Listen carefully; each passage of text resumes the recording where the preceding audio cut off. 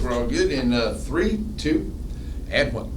Good evening, Blue Comet fans. Welcome to week number 4. Blue Comets are now 2-1 on the year. It's homecoming week. Always fun for coaches, homecoming week. And after a good win over Iola last week, 42-0, Blue Comets are ready for Ottawa to come to town. And we'll kick things off here with Coach Frizzell. And Coach, you know, as we always like to do, check on the health of the team. How's everybody doing? Everybody's healthy once again. Good. So, yeah, fortunate on the injury side of things. Right. That's always a good thing, especially, you know, at practice, you don't want them beating up on each other because of injuries at practice, too. So that's always a good thing right there. But I tell you what, a good game against Iola, you know, and now moved to 2-1. Got a good opponent coming up here. It's homecoming week. Definitely going to talk about that. But I want to start off by talking a little bit about the game last week, some of the players this week now that we've got into it a little bit. But one young man, I called his name a little bit there in Pittsburgh and then kind of waited to see. And then last week really made his presence known. That's Harris. And that's a linebacker that was all over, got himself a pick 6. And he's a very good complement to that already good defense for you. Yes, he is. He's been special, and it's been good as well. Him being fresh coming in off the bench, it allows us to keep some guys fresh offensively, and for him to come in fresh on defense.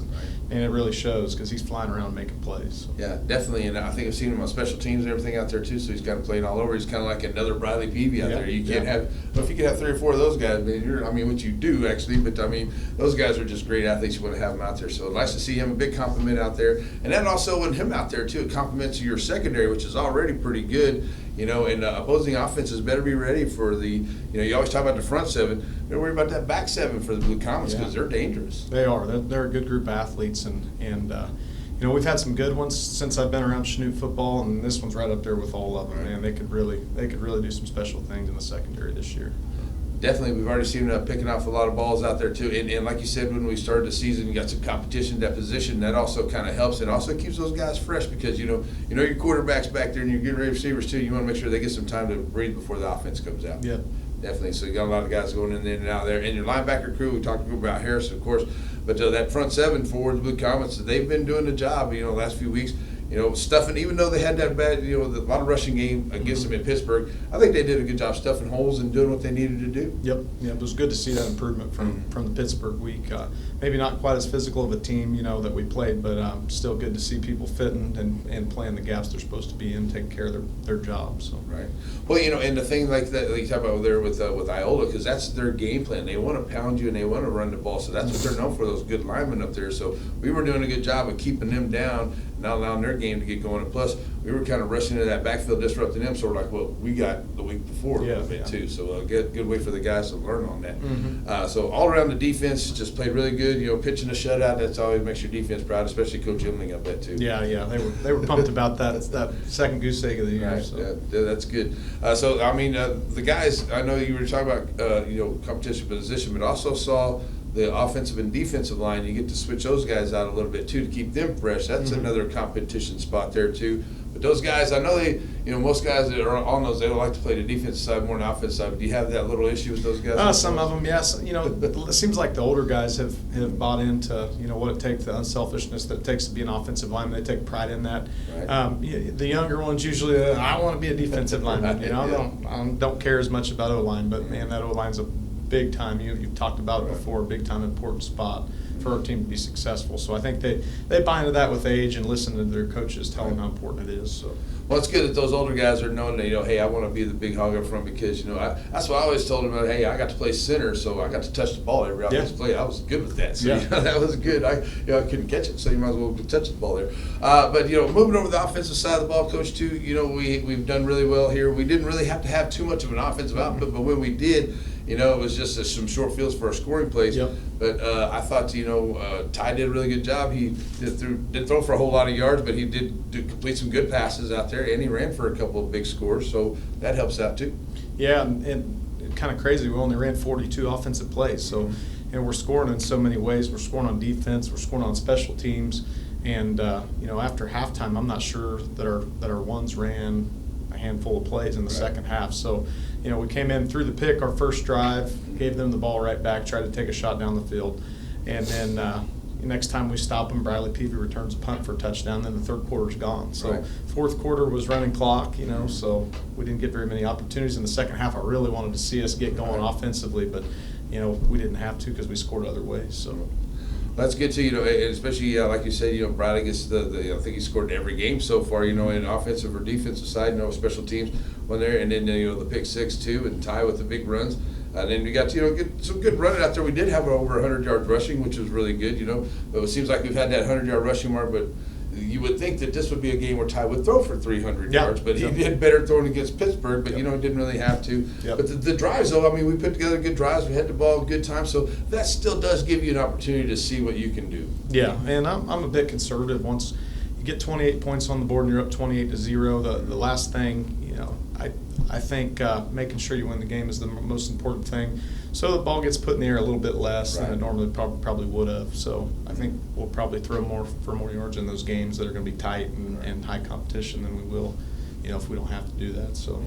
Well, and some of the things too, folks need to realize is like when Ty, he's back there and he's trying to make sure he lives to play another down. I think that's where he's got smart enough to, he knows when to throw it at the feet. He knows when to, okay, this play's dead, let's live and play another down. You'd like to see him do a little bit more, but sometimes he just can't. And I think that's where he's matured and he's helped this offense where I think it's going to be good for us down the stretch. Yep, no doubt. One thing we got to do better is check and do the backside if something's not there, like on the interception on Friday. He's a great player and he's capable of doing so much. And there wasn't much there on that play, and we just got to check to the backside drag post and get 5 yards and move on. So there you go. Yeah, positive yards as long as you're going to make it third manageable and just keep it rolling out there too.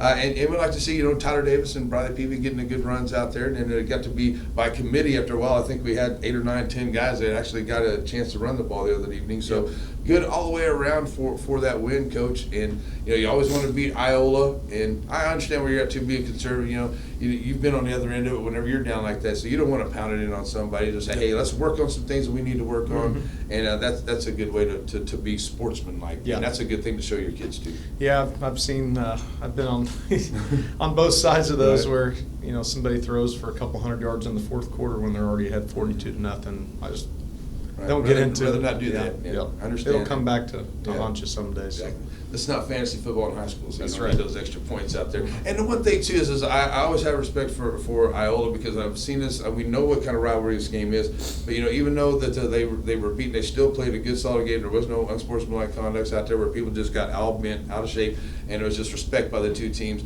And that's good coaching on both sides, so you like to see that too. No doubt. I thought our guys played really aggressive, and right there on the edge of dirty is where you want them to be. Honestly, because you don't want them to do anything unsportsmanlike, but at the same time you want them flying around the field, and I thought they did that. Man, we were hitting on defense, flying around. It was a fun thing to watch. So definitely. Well, I know too. Going back and watching the film, and even during the games, I'm trying to call it. And Miss Backshell's over there. Did you see that block? Because there were some cuts, some sealed blocks to release some people on Ty. Got one from Jaden Costin that was just a layout block. So that's good to see those guys downfield. They know what they're doing when it comes to that. No doubt. And that's selfless. That's my favorite thing to see when I'm watching film. Cam Kester had one last week against Pittsburgh that got Ty in the end zone. This week it was Jaden got Ty in the end zone. They're actually running a pass route, and they come back and do something extra to help us get in the end zone. So those are my favorite things to see because that's when a team's going to get good, when you got guys doing things they don't have to do, going the extra mile to help their teammates. So. Right, that's awesome, man. Well, I'll tell you what, Coach, you got a good one coming up tonight for Ottawa after a good win last week, and it's 2-1, and then we get ready for some SEK action. But, Ottawa's been an improved team each and every year. It's always been a good battle between these two teams. We get them at our house again this year. They're starting off pretty good, but definitely a team that you got to be ready for because they're ready to come play. They always have whenever we played the Blue Comets the last couple of years. Yeah, and they throw the ball a little bit more this year, so they're going to put it in the air. It'll be a fun game. They have some size. They have a big running back, big offensive line, big defensive line.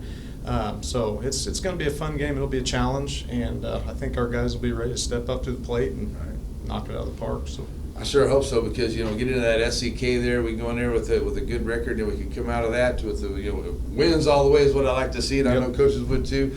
But that really puts us in a good position for latter part of the year. But we've got to take them one at a time. And Coach, tell you what, the guys are really playing good, and I know that we can't get every one of those guys in there, but this is a great team. And I got asked not long ago, I'd never say anything about a player of the game. And there's a reason why I do that because, I love this game. It's a team sport. And, yeah, you can say Ty's this and Bradley and all that, and they are, and they deserve that stuff. But I still believe that if you want to know who the player of the game is, it's the entire team. Yep. It has to be this entire team has to play together. if you want to win. That's right. And I think that they're learning. So that's always going to be my player of the game. So that'll answer some questions out there, people. And I think that would be just fine with you two. That'd be just fine with me, because it takes 11. It takes does. 11 on every play. So. It definitely does. So, Coach, good luck to you and the guys. Let's get another win, and we'll see you about one more week at home. So it's nice to be comfortable at home when we start the SEK, and let's get another one. Let's keep Sounds it going. good. Thanks, Larry. All right, guys, we'll come to the field ready for the ball game here on your home for the Blue Comets, Z95.3. Go Comets.